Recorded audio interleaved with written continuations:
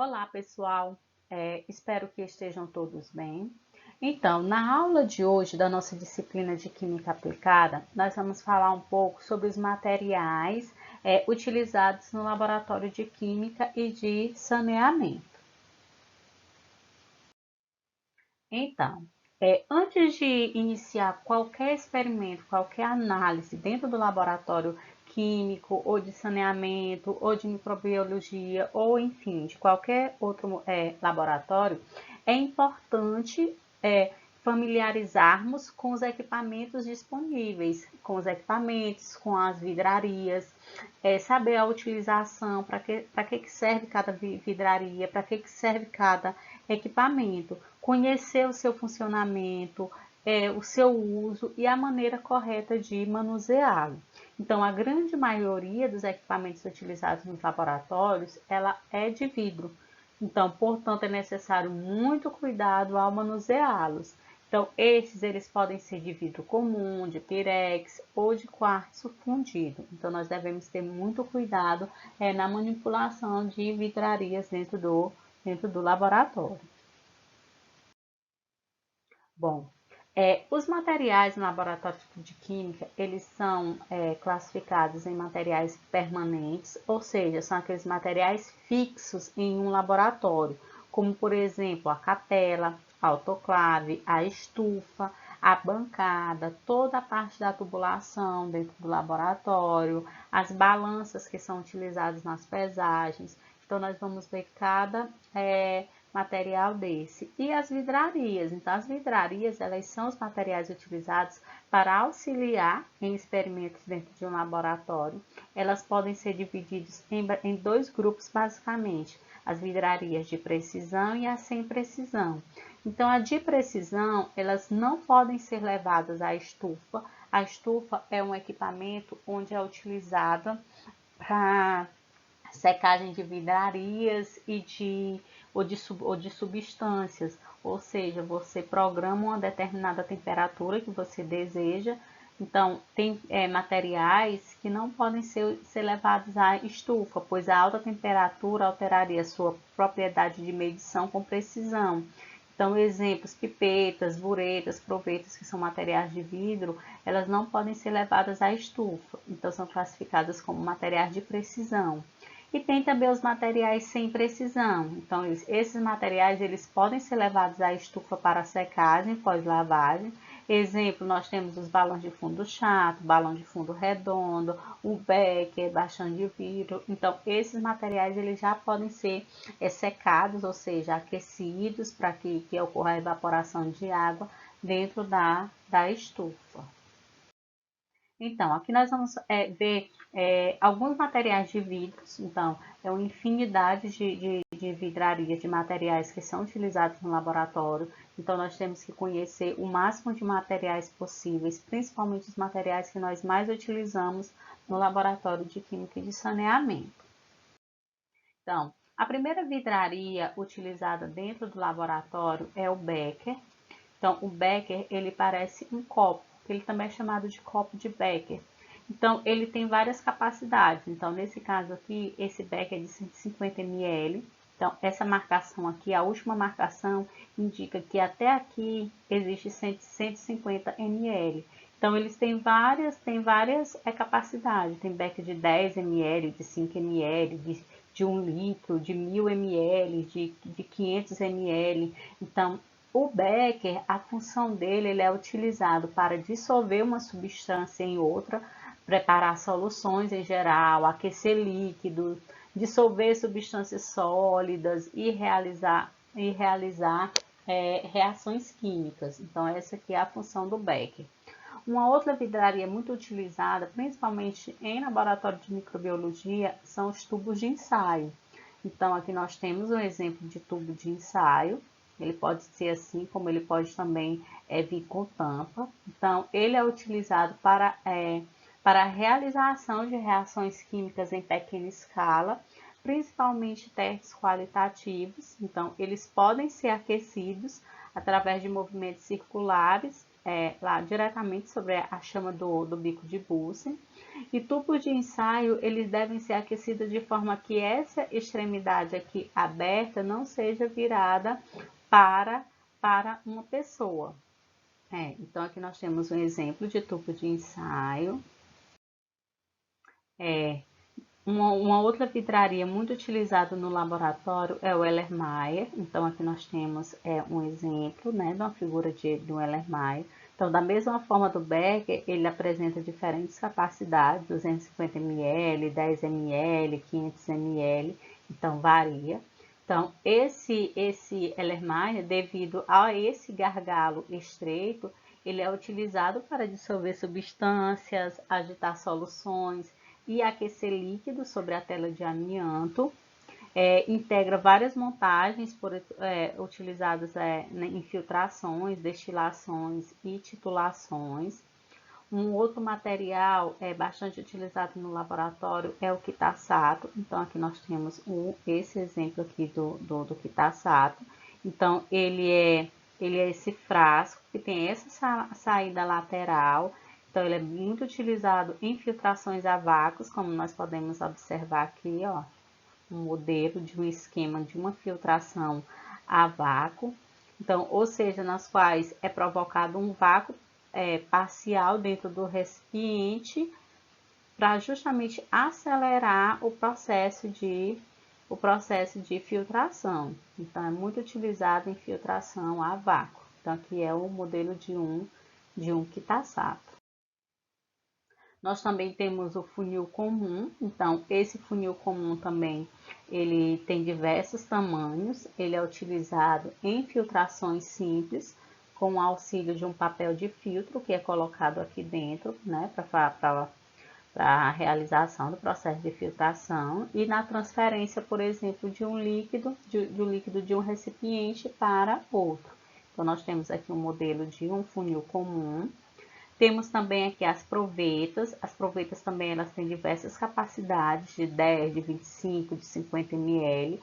Então, ela é utilizada para medir volumes de líquidos sem grande precisão. Então, aqui está a proveta e a sua função é medir volume de líquidos. Uma outra vidraria bastante utilizada é o balão de fundo chato, ó. Nós temos aqui chato, vem dessa parte aqui do balão. Também existe de várias capacidades, de 50, 25, de 1000 ml. Então, o balão de fundo chato, ele é utilizado para aquecer brandamente líquidos ou soluções, realizar reações com desprendimento de gás e armazenar líquidos ou soluções. Então, essa é a função do balão de fundo chato. Já o balão de fundo redondo, ó, ele é todo redondo, também existe de diversas capacidades. Ele é utilizado para aquecer líquidos ou soluções e realizar reações em geral. Também é utilizado em sistemas de refluxo e evaporação a vácuo, acoplado ao rota evaporador. Então, aqui nós temos o modelo do balão de fundo redondo. Temos aqui também o balão volumétrico. O balão volumétrico, ele é muito utilizado no laboratório, principalmente para preparar e diluir soluções com volumes precisos e pré-fixados. Ou seja, você quer preparar uma solução de 25 ml, então você vai utilizar um balão de 25 ml, então ele é muito preciso. Ele não pode ser aquecido, pois possui grande precisão, como nós vimos anteriormente. E é um equipamento que ele é calibrado. Um outro material utilizado no laboratório é o vidro de relógio. Então, o vidro de relógio ele é bastante utilizado em pesagens de materiais e no transporte de substâncias químicas. É também utilizado para cobrir, por exemplo, uma cápsula de porcelana ou um beck para proteger os sólidos ou evitar a perda de reagentes. Nós temos também as pipetas, nós temos dois tipos de pipeta no laboratório, a pipeta graduada e a pipeta volumétrica. A pipeta graduada, ó, pelo exemplo, pela figura, nós podemos observar que ela possui várias graduações, vários tipos de graduações, ou seja, 5 ml, 10 ml, 15 ml, até milímetros também.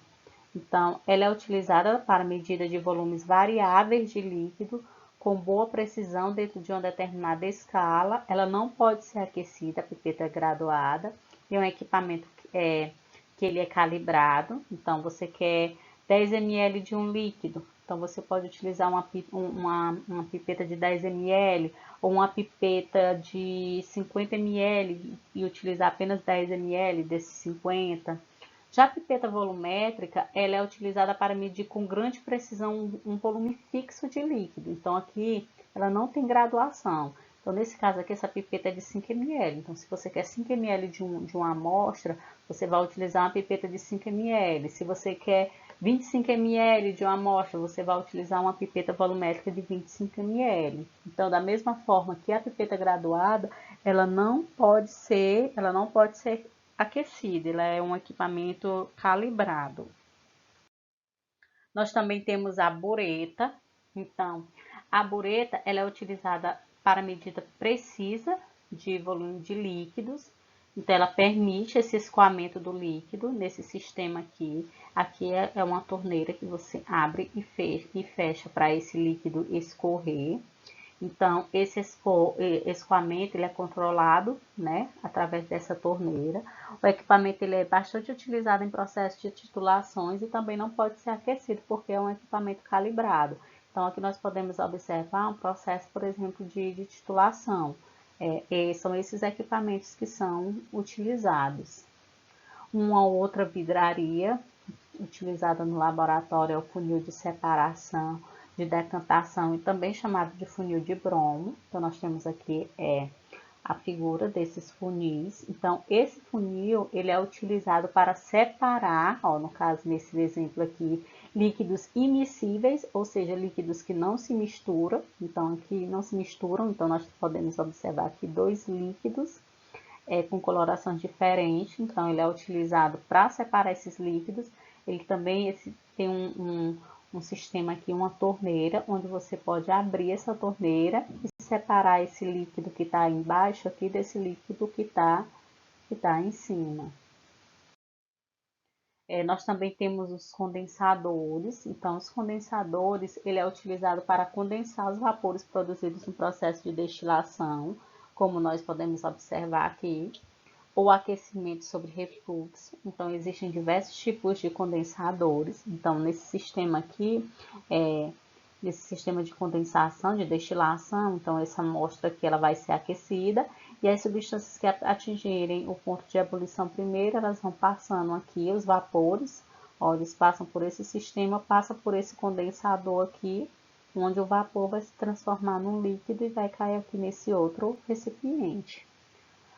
Uma outra vidraria muito utilizada no laboratório é o bastão de vidro ou baqueta. Então, esse bastão de vidro aqui, o baqueta, é utilizado, por exemplo, para agitação de soluções de líquidos, na dissolução de sólidos, no auxílio para a transferência de líquidos de um recipiente para outro.